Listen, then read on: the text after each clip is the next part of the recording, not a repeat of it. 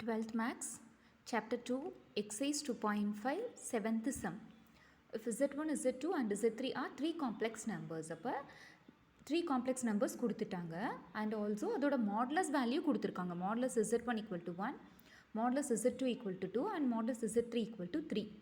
Okay, and modulus Z1 plus Z2 plus Z3, அதாவது அந்த three complex நம்பர்ஸை add பண்ணி மாடுலஸ் எடுத்தால் ஈக்குவல் டு ஒன்னு கொடுத்துட்டாங்க. ஷோ தட் அப்படின்னு சொல்லி இந்த ரிசல்ட்டை நம்ம ப்ரூஃப் பண்ணணும். ஓகேவா? ஸோ இதை ப்ரூஃப் பண்ணுறதுக்காக ஃபஸ்ட்டு அவங்க கிவன் கண்டிஷன் ஒன்று கொடுத்துருக்காங்க இல்லையா, அதுலேருந்தே இதை எடுத்து கொண்டு போக போகிறோம். இது இம்பார்ட்டன்ட் 5 மார்க் தத்தங்கம். இப்போ ஃபர்ஸ்ட் கண்டிஷன் என்ன கொடுத்துருக்காங்க, மாடுலஸ் Z1 ஈக்குவல் டு 1. இப்போ இதை ஸ்கொயரிங் ஆன் போத் சைட்ஸ் அப்படின்னு எடுக்கிறீங்க. அப்போ ரெண்டு பக்கமும் ஸ்கொயர் பண்ணுறேன். So modulus Z1 square equal to 1 வந்து 1 ஸ்கொயர்னு சேஞ்ச் ஆகும். 1 ஸ்கொயர்னால் என்ன தான் வரும், 1 தான் வரும். ஓகேவா?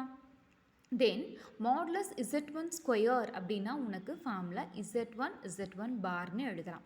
ஓகேவா? இதுக்கு முன்னாடி எக்ஸைஸ்லேயே பார்த்துருக்கோம். ஸோ மாடுலஸ் Z1 ஸ்கொயர் அப்படின்னா Z1 பார் ஈக்குவல் டு இந்த 1 அப்படியே இருக்குது. இதில் Z1 பார் அப்படியே வச்சுட்டு இந்த Z1 மல்டிப்ளையில் இருக்குது, ரைட் சைட் வரப்போ டிவைட். அதே ஸ்டெப்ஸ் தான். மாடுலஸ் Z2 ஈக்குவல் டு 2 கொடுத்துருக்காங்க. ஸ்கொயரிங் ரெண்டு பக்கமும் ஸ்கொயர் பண்ணிங்க அப்படின்னா modulus Z2 square equal to 2 square means 4. Then modulus Z2 square means the formula is Z2 into Z2 bar equal to 4 அப்படியே இருக்கு.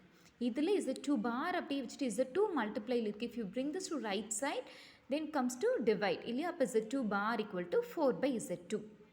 சேம் திங் அதே ஸ்டெப்ஸ் தான் Z3க்கு. அப்போ Z3 bar equal to 9 by Z3ன்னு கிடச்சிடுச்சு. இப்போது நம்ம ப்ரூஃப் பண்ண வேண்டிய ரிசல்ட்டில் இந்த மாடுலஸ்குள்ளே இருக்கு இல்லையா, அது மட்டும் எடுத்துக்கிறீங்க. 9 Z1 Z2 plus 4 Z1 Z3 plus Z2 Z3. இதில் பாருங்கள் Z1 Z2 இருக்குது. இந்த ஃபஸ்ட்டு டேர்மில் Z3 இல்லை. இங்கே Z1 Z3 இருக்குது, Z2 இல்லை.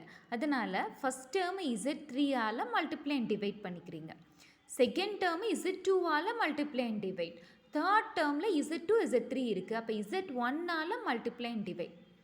ஏன் அப்படின்னா அப்படி மல்டிப்ளை பண்ணால் நியூமரேட்டரில் பார்த்தீங்கன்னா எல்லாமே Z1 Z2 Z3ன்னு வந்துடும். ஓகேவா?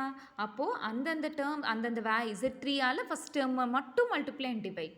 மல்டிப்ளை பண்ணால் என்னவும் செய்யணும், டிவைடும் பண்ணும் இல்லையா, அதனால். அதே மாதிரி இங்கே Z2ஆல் மல்டிப்ளை அண்ட் டிவைட், Z1ஆல் மல்டிப்ளை அண்ட் டிவைட் பண்ணியாச்சு. இப்போ நியூமரேட்டரில் பாரு Z1 Z2 Z3, இங்கேயும் அதே இருக்குது, இங்கேயும் அதே இருக்குது. அப்போ இந்த த்ரீ டேர்ம்ஸில் மேலே நியூமரேட்டர்லேருந்து Z1 Z2 Z3யை காமனாக வெளியில் எடுத்தாச்சு. இப்போ பேலன்ஸ் ஒன்றுக்கு என்ன இருக்கும், இதில் இந்த Z1 Z2 Z3 போயிடுச்சுன்னா 9 by Z3 plus 4 by Z2 plus இங்கே பேலன்ஸ் நியூமரேட்டரில் எதுவும் இல்லைன்னா 1 இருக்குது பேலன்ஸ், ஸோ 1 by Z1. கரெக்டாக? இப்போ இது அப்படியே இருக்குது. இங்கே நம்ம ஃபைன் பண்ணி வச்சது ஒரு நிமிஷம் பாருங்கள். 9 by Z3 அப்படின்னா இப்போ என்ன எழுதிக்கலாம், Z3 பார் எழுதிக்கலாம். இது இந்த 9 by Z3க்கு பதிலாக Z3 பார். 4 by Z2க்கு பதிலாக என்ன எழுதிக்கலாம், Z2 பார். 1 by Z1க்கு பதிலாக என்ன எழுதிக்கலாம், Z1 பார். ஓகேவா? அதை நான் மாற்றி எழுதியிருக்கேன். அவ்வளோதான். Z1 bar plus Z2 bar plus Z3 பார்னு நம்மளுக்கு கிடச்சிருச்சு.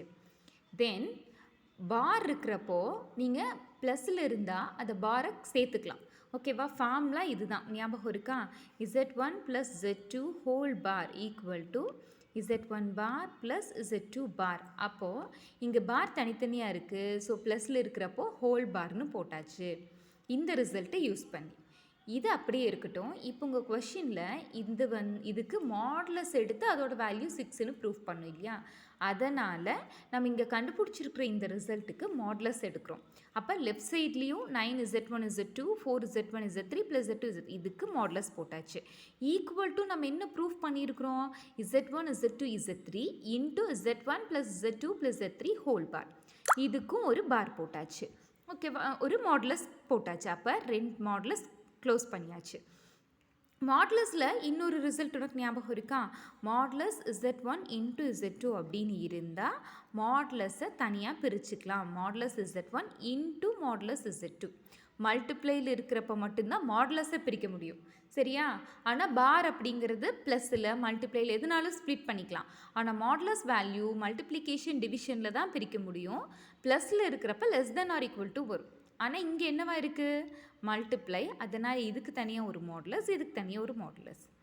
சேம் திங் இங்கே Z1 Z2 Z3 மல்டிப்ளையில் இருக்கா, அதனால் தனித்தனியாக மாடுலஸ் போட்டாச்சு. இங்கே ப்ளஸில் இருக்கிறப்போ மாடுலஸை பிரிக்க முடியாது, அதனால் அது அப்படியே இருக்குது. ஆனால் பார் வந்து நீங்கள் விட்டுட்டு எழுதலாம். Modulus Z bar equal to modulus Z, இந்த ரெண்டு ஈக்குவல் தான். அப்போது modulus Z1 plus Z2 plus Z3 whole பார்னாலும் modulus Z1 plus Z2 plus Z3 அப்படின்னாலும் ஒன்று தான். அதாவது இந்த பார் விட்டுட்டிங்கன்னாலும் ஒன்று தான். அப்போ இந்த பார் விட்டோன்னா அதோட ஆன்சர் கொஷினில் 1ன்னு கொடுத்துருக்காங்க. ஸோ அந்த வேல்யூவை இங்கே சப்ஸ்டியூட் பண்ணிக்கிறேன். மாடுலஸ் Z1க்கு 1, இதோட வேல்யூ 2, இதோட வேல்யூ 3ன்னு எகெயின் அது கொஷினில் இருக்குது.